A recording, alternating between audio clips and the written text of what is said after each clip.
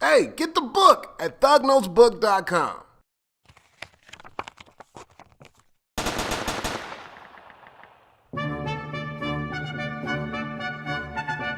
Sup, my well-read ballers? This week we rolling 9 deep with part 1 of J.R.R. Tolkien's Lord of the Rings, The Fellowship of the Ring. The story started in the heart of the Shire, the chillest spot in all of Middle-earth, where there be a bunch of little hairy homies called hobbits who just like to kick back, eat, and get up on the reg. But this day is a special day because we finna celebrate the birthdays of a hobbit named Bilbo Baggins and his little cousin and heir, Frodo Baggins. Frodo turning 33 and Bilbo's crusty ass turning 11-1. Ugh, you just know this party gonna be throwed as hell, cause Bilbo's wizard homie Gandalf from back in his adventure days gonna drop in and rage with a brother. That dude loved the party. Bilbo decided he gonna be peacing out of the Shire for good, but my man wanna go out like a real gangster. So at the party, Bilbo stand up to make a speech, talk a bunch of then puts on his magic ring he boosted from a nappy fiend named Gollum. And all of a sudden, zap! Brother disappears. Bilbo creep back to his crib where Gandalf there waiting for his ass. Gandalf be like, bruh,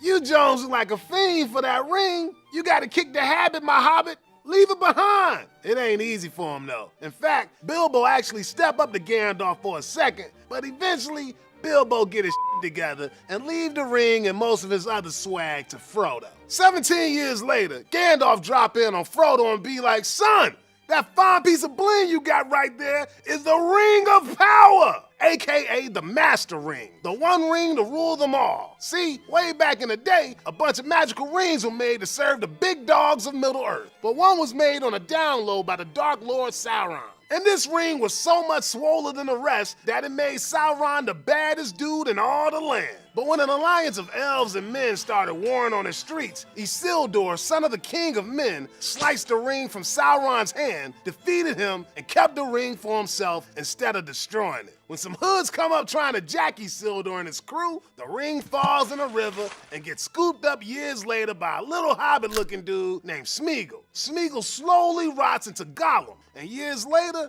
Bilbo lifts it off that boy. Anyway, Gandalf tell Frodo that Sauron's gunning for him because of Gollum, and he know about the ring, the Shire, hobbits, and probably the name Baggins too. And if he gets that ring again, ain't nobody gonna be able to stop him. At first, Frodo asked Gandalf why they can't just bust the damn thing up. But turns out the only thing that can destroy it now is the fires of Mount Doom. Frodo like, shit, man, then you take it. But Gandalf like, nah, man, get that shit out of here. If I take that ring, it's gonna corrupt my gray ass for real. Frodo, you gotta bust ass over to Rivendell before the Dark Lord tear the Shire up looking for you. Apparently, Frodo's gardener Sam been lurking around the whole time listening in on their convo, so Gandalf decides Sam gotta go too.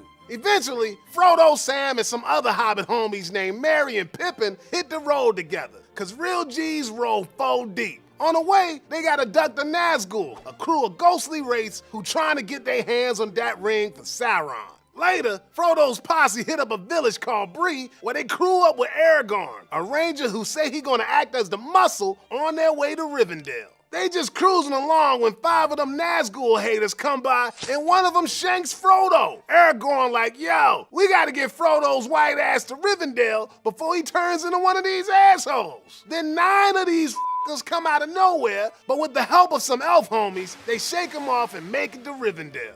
After some rest and grub, the top dog elf daddy Elrond calls together a council including Aragorn, Frodo, and an elf named Legolas, a human named Boromir, a little dwarf homie named Gimli, and some other folks we don't give a goddamn about. A bunch of peeps rock the mic, getting all crunk about the Ring of Power and stopping the Dark Lord, but instead of doing a damn thing, after the meeting everyone just sits on their ass for a few months. Finally, Elrond throws together 8 peoples to join Frodo on his journey to Mordor, but they can bounce whenever they want. They'll be known all throughout the hood as the Fellowship of the Ring. As the one who gotta carry the ring, Frodo got the most dangerous job of all. The dark powers that Bling got lurking inside have broken even the hardest of thugs. After dealing with a bunch of bullshit, the Fellowship realized they gotta take a detour through the mines of Moria, when, oh damn, a whole bunch of orcs start swarming everyone. Then Gandalf go toe-to-toe with this big blazing thing called the Balrog. They brawl so hard that both of them fall down a big dark hole, and the rest of the Fellowship gotta keep trucking.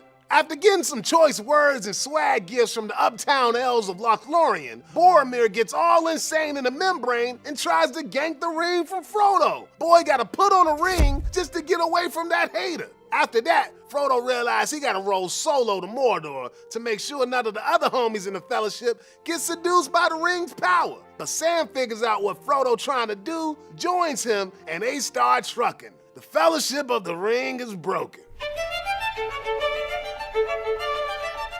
Man, sure ain't easy being Frodo. I mean, this little homie was smoking trees and taking it easy one second, and the next thing you know, a wizard roll up on him and tell him he gotta save the whole damn world. What are the chances? Like Gandalf say, it can't just be chance that makes something like this happen. It's gotta be fate. There was something else at work, beyond any design of the ring maker. I can put it no plainer than by saying that Bilbo was meant to find the ring and not by its maker, in which case you also were meant to have it. Sometimes fate just rolls up and takes a big old right in your lap, and you ain't got no choice but to just deal with it. And as much as Frodo wish he wasn't coming up in a time where they gotta fight the ultimate evil, Gandalf dropped some real talk on him. We may not be able to change what happened to us, but we can sure as hell decide how we gonna handle it. I wish it need not have happened in my time, said Frodo. So do I, said Gandalf, and so do all who live to see such times. But that is not for them to decide.